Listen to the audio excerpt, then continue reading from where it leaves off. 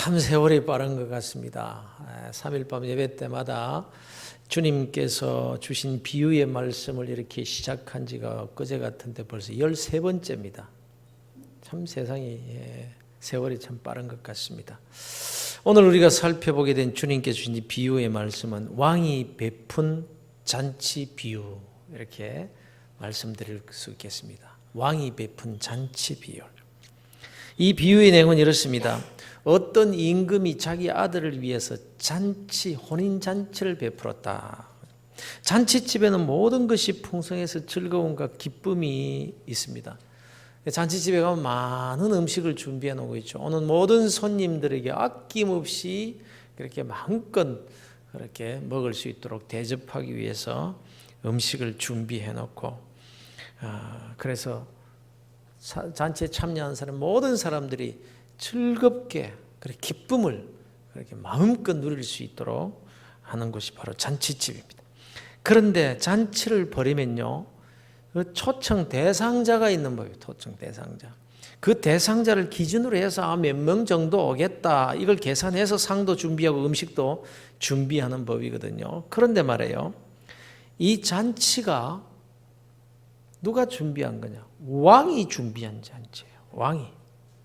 그런 거로 대충 준비한 그런 잔치가 아니거든요. 여러분, 대통령이 초청한 만찬자리에 가보신 적이 있습니까? 오래전에 청와대 영빈관에 제가 초청을 받아 간 적이 있었는데요. 급이 달라요. 확실히 달라요. 하루 전부터 의전 요원들이 미리 나와서 호텔에 재워주고 아침에 차를 보내서 청와대로 들어가는데 뭐가 까다로워요. 까다로워요. 군부 독재 시절이라서 더 그랬는가 봅니다. 악수할 때 너무 힘을 주지 마세요. 대통령과 인사할 때는 이렇게 하고, 뭐 어떻게 고개를 숙이고, 뭐 너무 가까이 가지 말고, 소지품 뭐 어떻고 저쩌고, 뭐 이거 복잡해요. 이건 밥 한 끼 얻어 먹는데 뭐가 그렇게 까다롭냐. 그런데 본문에 나오는 이 잔치는요, 대통령이 아니라 왕정시대의 왕이에요. 더 나아가서 이 왕은 만왕의 왕이신 전지전능하신 하나님을 상징하니까 뭐 더 이상 이 잔치에 대해서, 이 파티에 대해서 더 이상 설명이 필요 없는 거죠. 이렇게 왕이 잔치를 잘 준비해 놓고는 초청 대상자를 정해서 일일이 종들을 보내서 초청장을 이렇게 전하는 거예요. 초청을 한 거예요. 그런데 이 초청을 받은 사람들이 싫다, 나는 가기 싫다라고 했다는 거예요. 그래서 사람을 다시 보냅니다. 와주세요. 잔치를 잘 준비했으니까 와서 즐기라고. 소와 살찐 짐승을 잡았고 잔치에 필요한 모든 것은 완벽하게 다 준비했으니까 오라고 다시 권유를 한 거예요. 그런데 거절했다 이겁니다. 지금 이 말을 누구에게 하는 겁니까? 유대인들에게 하는 거예요. 너희들이 이런 자다라고 지금 말씀하는 거예요. 비유로 말씀하는 거예요. 저 유대인들이 첫 번째 초청 대상자들이거든요. 예수 그리스도로 말미암아 구원 얻는 이 놀라운 구원 잔치에 먼저 이 유대인들이 초청을 받은 거예요. 그런데 거절합니다. 어떤 자는 밭으로 가버리고 어떤 자는 장사하러 가버렸어요. 누가복음에 보면 핑계가 참 많습니다. 나는 밭을 샀는데 거기 가봐야 되겠다. 나는 소 5겨리를 샀는데 살펴봐야 한다고. 또 어떤 사람은 나는 장가를 갔기 때문에 못 가겠다. 이게 전부 그럴듯한 이유 같지만 전부 실상은 다 핑계였다는 거예요. 이미 밭을 샀는데 뭐 밭을 또 가봅니까? 밭 사면서 뭐 살펴보지도 않고 밭을 샀습니다. 농사로 농사 지으러 가겠다, 뭐 그 말인가요? 그렇다고 할지라도 이 엄청난 이 초청에 거절하고 있다 이 말이에요. 그러니까 뭐 그 밭 살 때에 밭을 샀다 뭐 살펴보지 않고 샀겠습니까? 완벽하게 다 써보고 다 자기 돈 지급하고 그렇게 산 건데 뭘 또 살펴보러 간다는 말입니까? 소 5겨리를 내가 샀기 때문에, 소 5겨리면 소 10마리인데 그럼 그냥 샀겠어요? 뭘 또 가서 본단 말입니까? 예수님이 세상에 누구를 위해 오셨습니까? 택한 모든 백성들을 위해 오셨지만요, 그 첫 번째는 유대인들을 위해, 택한 백성, 유대인들을 위해서입니다. 그들이 첫 번째 선택을 받은 사람들입니다. 그런데 지금 주님께서 바로 그 유대인들을 앞에다 놓고 너희들이 바로 이 왕이 베푼 잔치에 들어가지 않은 자들이다, 이렇게 지금 책망을 하고 계신 겁니다. 그런가 하면 너희들이 어떤 자들인 줄 아냐? 이러시면서 너희들은 왕의 초청에 안 갔을 뿐만 아니라 초청장을 들고 온 왕이 보낸 종들을 능욕하고 죽이기까지 한 자들이다, 이렇게 말씀하고 있습니다. 유대인들이 그랬지 않습니까? 하나님께서 보내신 선지자들을 얼마나 핍박하고 얼마나 죽였는지 몰라요. 하나님의 종들인지 뻔히 알면서 말이지 시비 걸고 얼마나 괴롭혔는지 몰라요. 오늘날도 참 이런 누를 범하지 않아야 되는데 참 안타까운 일들이 너무너무 많습니다. 유대인들이 그랬다. 그래서 임금이 진노하셔서 그 살인자들을 진멸하셨다, 이렇게 말합니다. 여러분, 이스라엘의 역사를 잘 아시잖아요. 저 중동 땅의 이스라엘, 그 유대인들이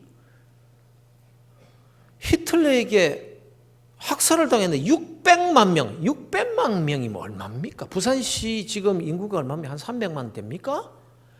600만 명이 학살을 당했는데 이건 뭐 닭을 잡아도 그렇게 안 잡았을 거예요. 600만 명. 부산 시민의 2배가 넘는 그런 사람들을 어떻게 그렇게 죽이면 이유가 없어요. 이유가 게르만족의 뭐 우월성 때문에 그렇게, 그 말이 안 되는 거예요. 말이 안 되는 거예요. 여러분, 아무리 생각해도 히틀러가 유대인들에게 원한을 살 만한 그런 일이 뭐 특별히 있었던 것도 아니고 유대인들이 독일인들에게 무슨 해를 끼친 일도 없습니다. 그냥 사실 아무 이유도 없이 죽인 거예요. 그러나 여러분 기억하셔야 됩니다. 오늘 본문 말씀을 통해서 이미 주님께서 예언하신 그대로 된 것일 뿐이에요. 임금이 노하여 군대를 보내어 그 살인한 자들을 진멸하고 그 동네를 불사르고 돌 위에 돌 하나도 남기지 아니하고 하나님께서 그 예루살렘을 다 쓸어버리시고 불태워버리시고 세계 방방곳곳으로 다 흩어버리셨던 그 이유가 무엇이냐, 이 말이에요. 그런데 아직 준비된 잔치는 그대로 있습니다. 유대인들이 오지 않으려고 하니까 잔치는 다 준비해놨단 말이에요. 다만 그 잔치를 즐길 손님만 지금 없을 뿐입니다. 그래서 임금이 종들에게 이제 내 거리로 나가서 만나는 사람마다 혼인잔치로 다 데리고 와라는 것입니다. 악한 자나 선한 자나 뭐 만나는 대로 다 데리고 와라. 이렇게 해서 그 잔치집에 손님이 가득 찼습니다. 바로 이 잔치집이 오늘날의 교회입니다. 이 집에는 누구나 들어올 수 있습니다. 이 잔치집에는 아무나 들어올 수 있습니다. 사실 그래서 저와 여러분이 여기에 지금 들어와서 앉아 있을 수 있게 된 것입니다. 악한 자나 선한 자나 결코 내가 착해서 혹은 초청을 받을 자격이 있어서가 아니라는 거예요. 1차로 청함을 받은 자들이 오지 않았기 때문에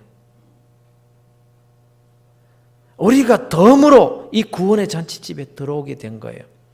이렇게 말하면 좀 민망하긴 합니다만 저 중동 땅 이스라엘, 저 유대인들이 하나님께 불순종하고 예수님을 배척해줘서 얼마나 고마운지 안 그런가요? 그래서 우리가 여기 들어왔다 이렇게 말씀하고 있으니까 저들의 불순종이 우리에게는 기회가 되고 우리에게는 구원의 은혜를 입게 되는 그런 놀라운 축복이 되었으니 참 저 유대인들이 고맙긴 합니다.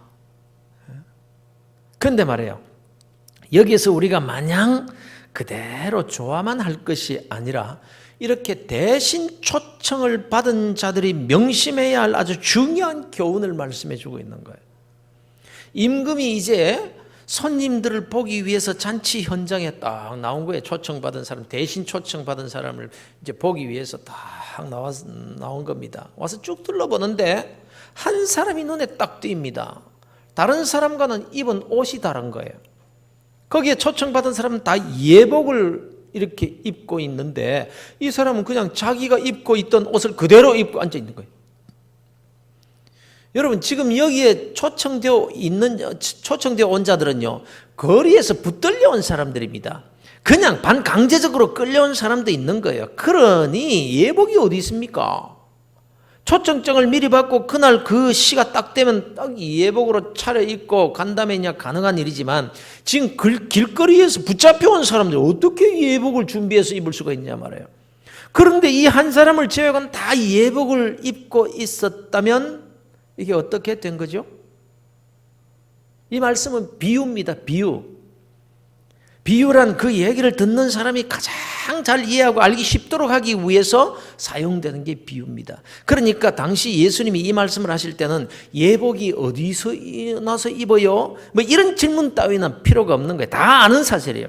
그 당시 통용되고 있던 그러한 문화를 그대로 지금 비유로 말씀하고 있는 것이기 때문에 다 이해하고 알아들을 수 있었던 거예요. 당시 왕실이나 높은 지위에 있는 사람이 큰 잔치를 벌일 때는 잔치에 초대된 사람들이 집에 딱 도착을 하면 미리 준비된 예복을 입혀서 들여보냈습니다. 요즘처럼 몸에 딱 맞는 턱시도나 양복 같은 옷이 아니라 그냥 가운같이 생긴 예복이기 때문에 그걸 그냥 걸치면 되는 거예요. 그래서 시장 통해서 그냥 왔던 길거리에서 놀다가 왔건 잔치집에 일단 들어오면 예복을 다 주는 거예요. 그럼 그거 입고 들어가서 앉으면 되는 거예요. 그래서 거기에 있던 모든 사람들이 다 그 예복을 가지고 입고 그렇게 앉아 있었다는 거예요. 그런데 예복을 입지 않고 있는 이 한 사람, 이거 어떻게 된 겁니까? 두말할 것 없이 뻔한 거예요. 예복을 주는데도 싫다고 안 입은 거예요.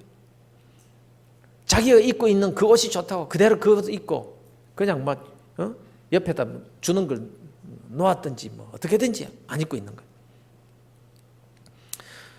바로 이 사람에게 이제 임금이 질문을 합니다. 어째서 너는 예복을 입지 않고 있느냐? 할 말이 없습니다. 없어서도 아니고 안 맞아서도 아닙니다. 그냥 싫어서 안 입고 있었던 거예요. 그래서 할 말이 없는 거예요. 그 성경에 뭐라고 기록되어 있습니까? 그가 아무 말도 못하거늘. 개역 성경에는 저가 유구무원이언을 이렇게 입이 있으나 할 말이 없다 이 말이야. 그러자 임금이 이럽니다. 그 손발을 묶어 바깥 어두운 데에 내 던지라. 거기서 슬피 울며 이를 갈게 되리라. 이렇게 말씀하십니다. 그렇습니다. 아주 중요한 말씀을 남기십니다. 청함을 받은 자는 많되 택함을 입은 자는 적으니라. 사랑하는 성도 여러분, 여기에서 우리는 아주 중요한 진리를 발견하게 되는 거예요. 유대인은요, 예수님을 영접하지 않아서 망했어요.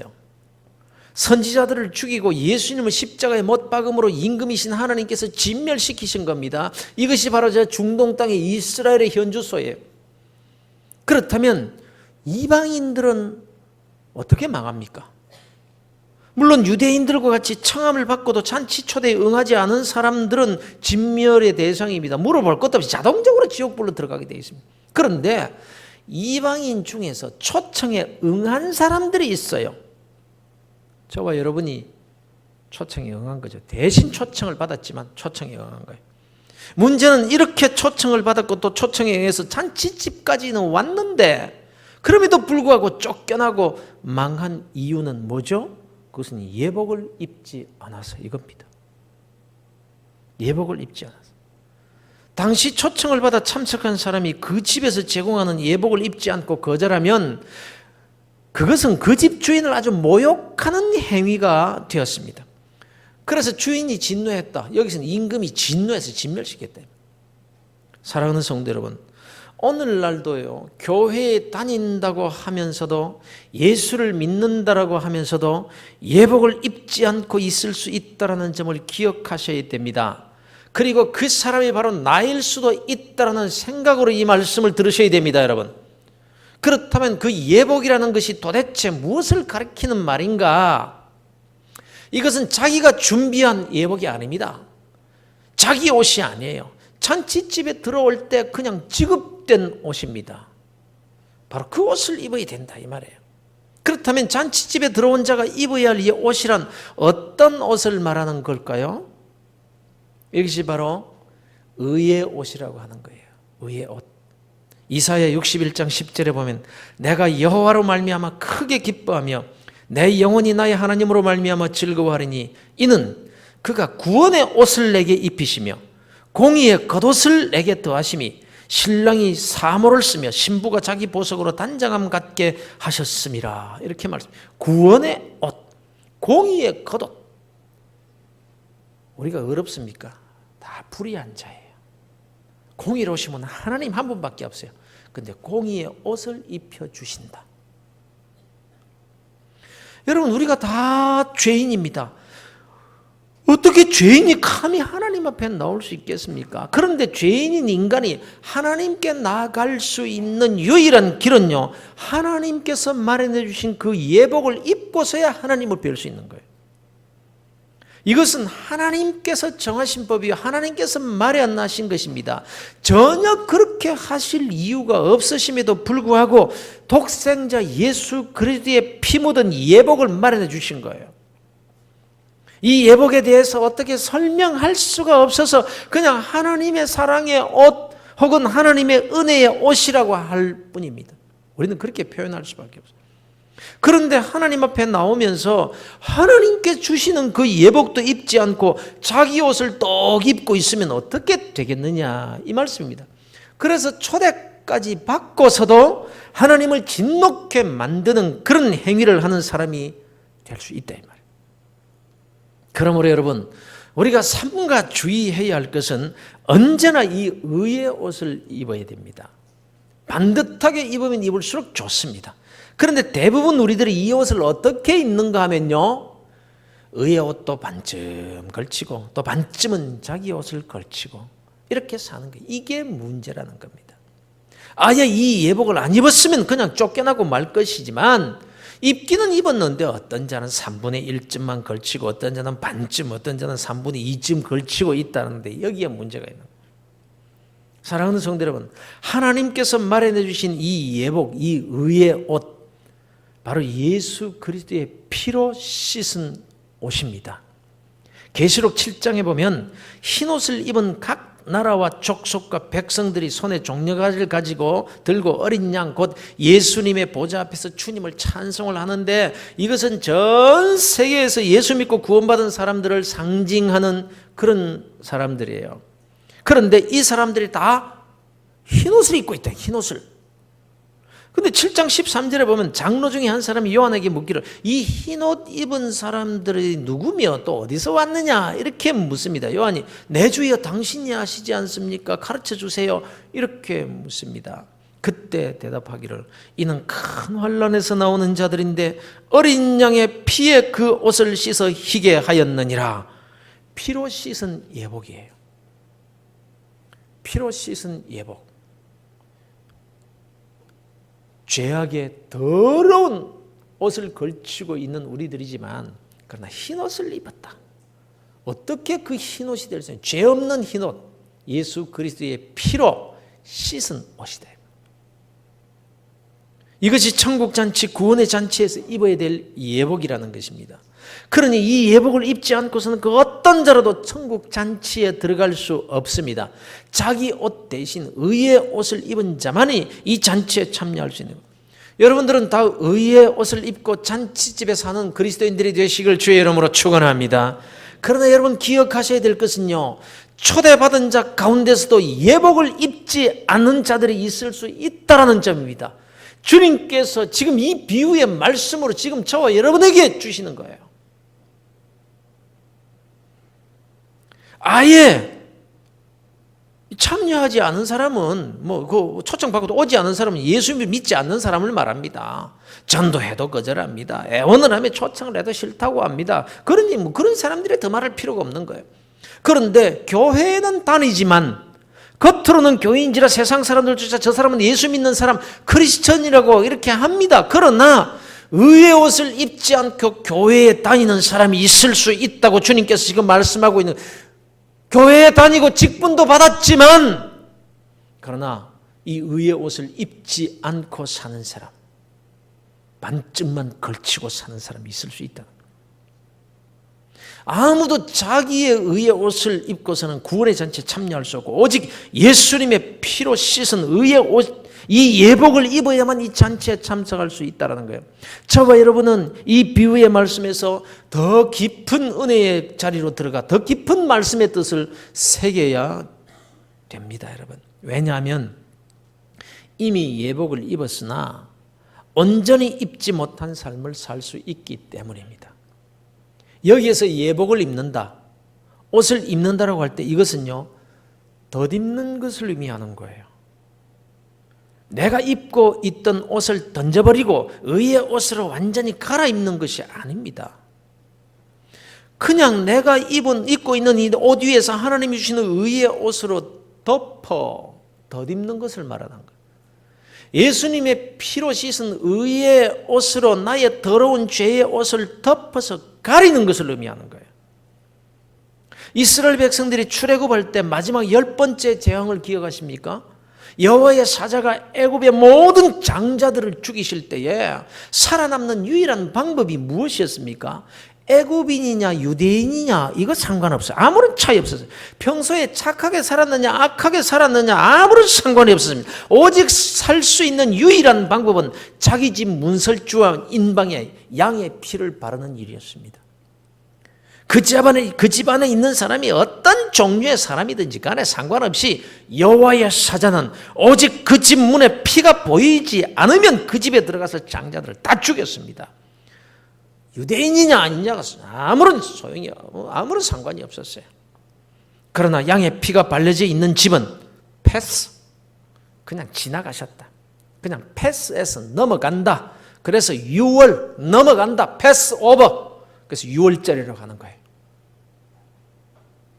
하나님께서 어린 양 예수 그리스도의 피가 발린 집을 보실 때는 그냥 넘어가셨듯이 그가 악한 사람이든지 더러운 사람이든지 그가 당장 지옥불에 떨어져야 될 흉악한 죄인이라고 할지라도 의의 옷, 예수 그리스도의 보혈의 피로 씻은 의의 옷을 입고 있으면 그 피를 보시고 구원의 자취집 손님으로 받아주신다 이 말이에요.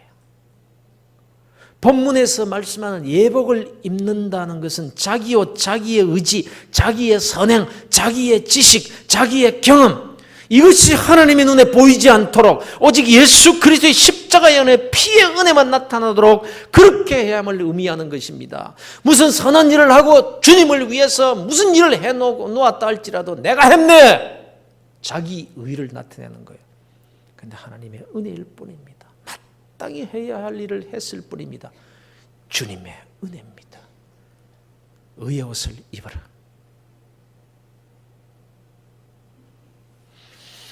우리가 기억해야 할 것은 잔치집에서 쫓겨나지 않는 것으로 만족할 것이 아니라 그 잔치집에서 즐길 수 있는 사람이 되어야 된다 이 말이에요.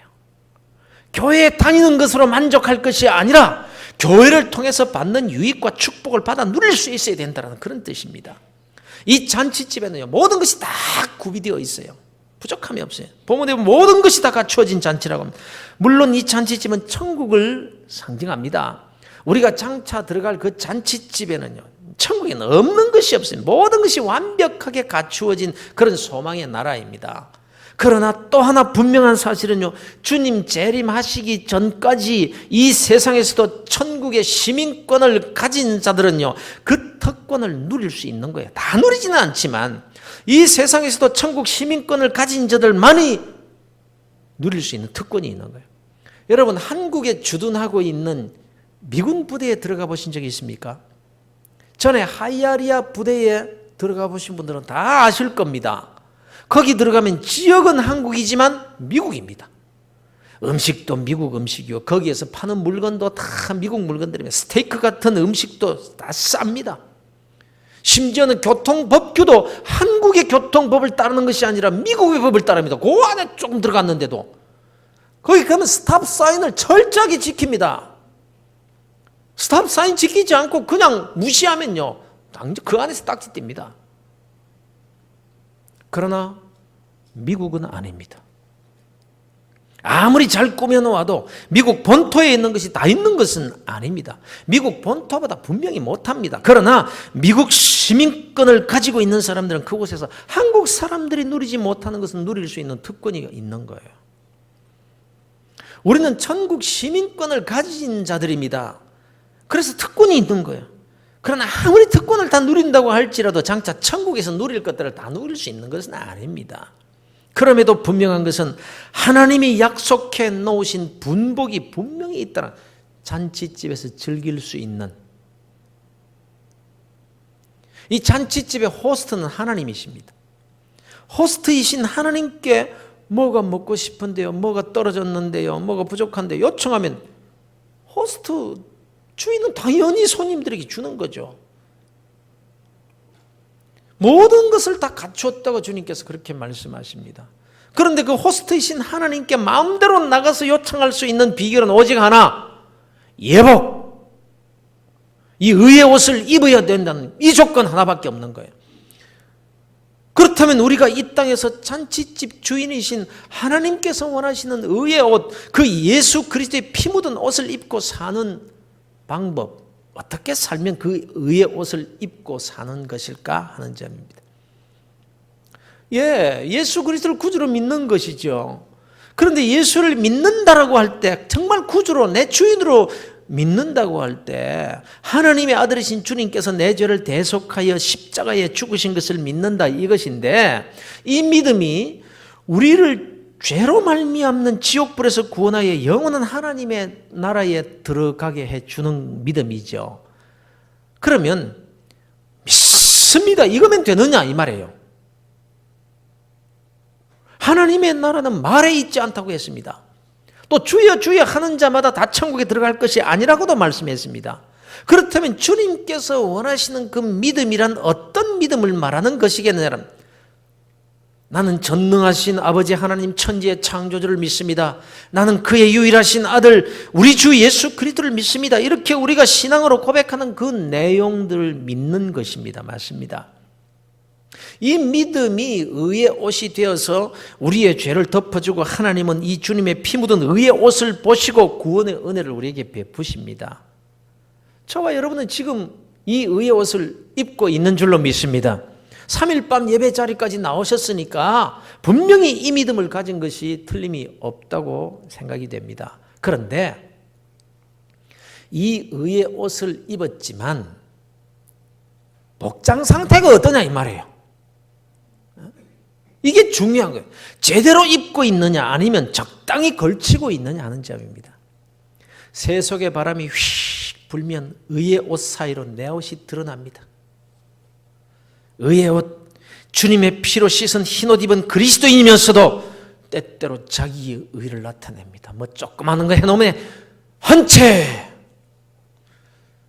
내가 이렇게 했는데 알아줘야지. 이게 잘 안 되면 그냥 심술 부립니다.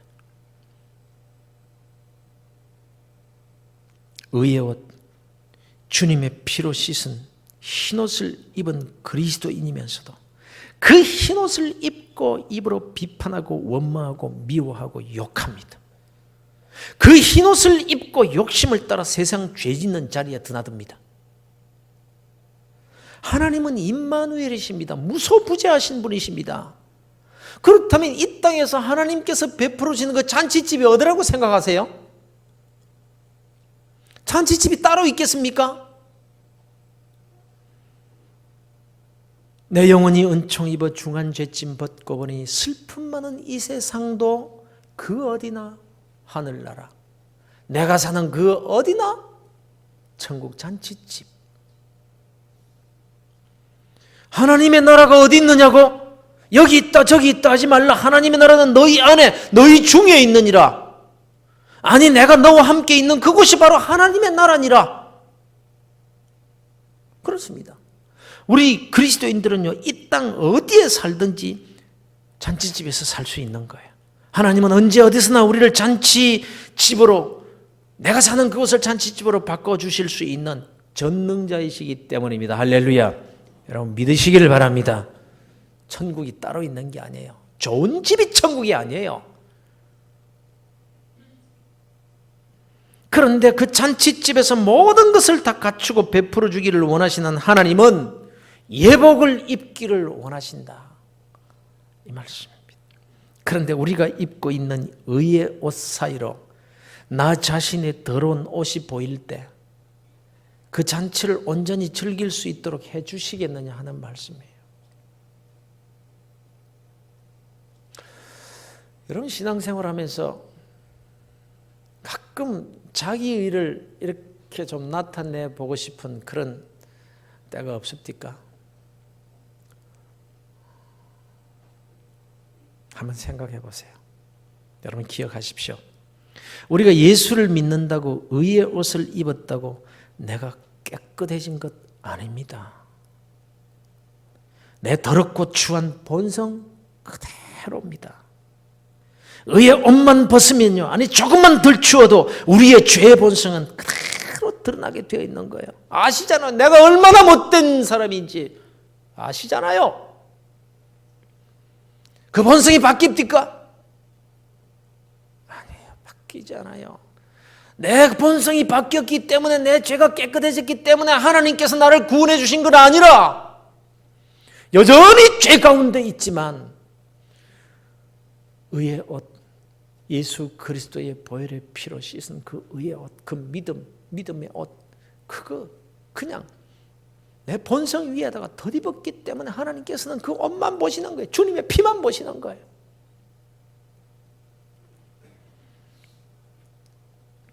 다만 우리가 의의 옷으로 내 본성의 죄악을 덮고 있을 뿐인 것입니다. 그렇다면 우리가 의의 옷을 입는다라는 의미가 뭘까요? 우리가 살아가면서 의의 옷을 입는다. 어떻게 하는 것이 의의 옷을 입는 것일까요? 원래 예수를 믿는다. 그건 기본적으로 걸치는 것이겠죠. 그건요, 의의 옷을 입는다는 의미가 뭐냐면 옷 때문에 참는 거예요. 옷 때문에 이 옷이 더럽혀질까 봐서 함부로 말하지 않는 거예요. 욕하지 않고 비판하지 않고 나보다 남을 더 낫게 여기주고 애를 쓰는 거예요. 이 옷 때문에. 내 성질대로 하자면 주먹이라도 한 방 날아갔을 터인데 옷 때문에 참고 웃어주고 양보하고 손해를 보면서도 자꾸 위에 옷깃을 여미는 거예요. 자꾸 바람은 이 옷을 벗기라고 하는데 나는 자꾸 옷깃을 여미는 거예요. 주님, 불쌍히 여겨주세요. 제게 힘 주세요. 성령님 좀 도와주세요. 이것을 가리켜 신앙생활이라고 하는 겁니다. 이것을 가리켜서 의의 옷을 입고 산다라는 의미인 거예요. 네가 목사니까 다 변한 줄 아냐? 천만의 말씀이에요. 직분이라는 옷, 이 옷도요. 그 옷 때문에 그저 참는 거예요. 또 참고. 그게 직분을 받았다는 의미인 거예요.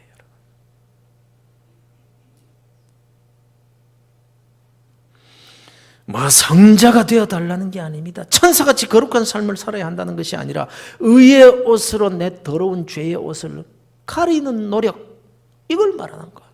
내가 입고 있는 의의 옷 때문에 내 본성을 참아내려고 애를 쓰는 겁니다. 세상적인 관점으로 보면 참 어리석고 바보 같고 손해보는 삶입니다. 심리학자들이나 의사는 와서는 너 속에 자꾸 쌓으면 병된다, 터뜨려라.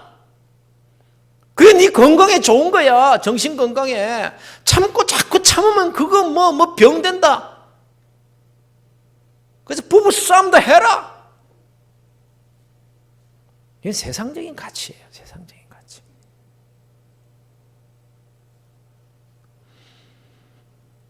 그런데 주님께서 말씀하시기를 그 어리석고 그 바보 같고 손해보는 그 삶을 가리켜서 말씀해요. 그렇게 살면 하나님이 마련하신 잔치집에 너가 살게 되리라. 이 말씀을 하시는 겁니다. 결코 손해보지 않을 거라 이 말씀입니다.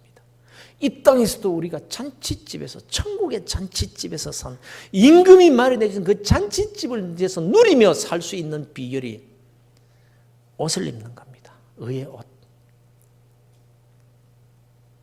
근데 이걸 잘 안 하려고 그러죠.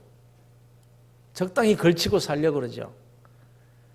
그리스도인이라는 이름만 걸치고 살죠.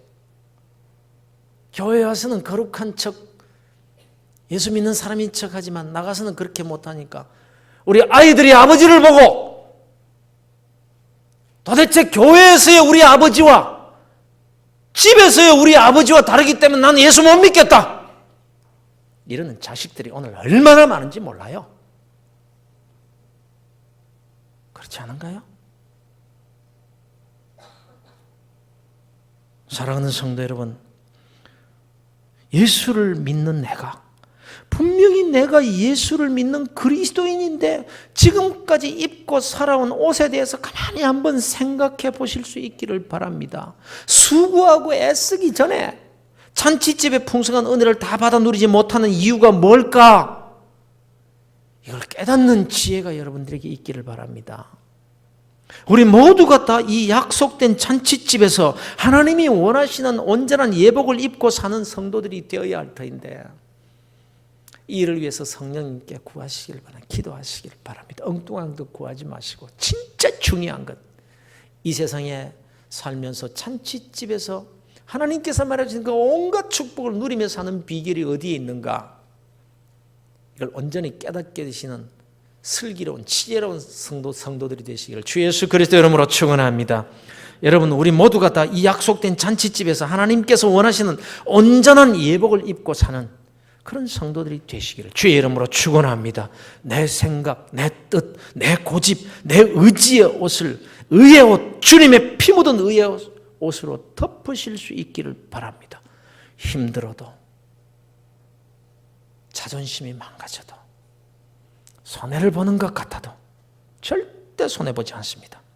그래서 하나님께서 베푸시는 잔치집에서 누리는 그 삶을 살다가 나그네 인생길을 마칠 때에 영원한 하늘나라 잔치집에 들어가는 복된 그리스도인들이 다 되시기를 우리 주 예수 그리스도 이름으로 축원합니다.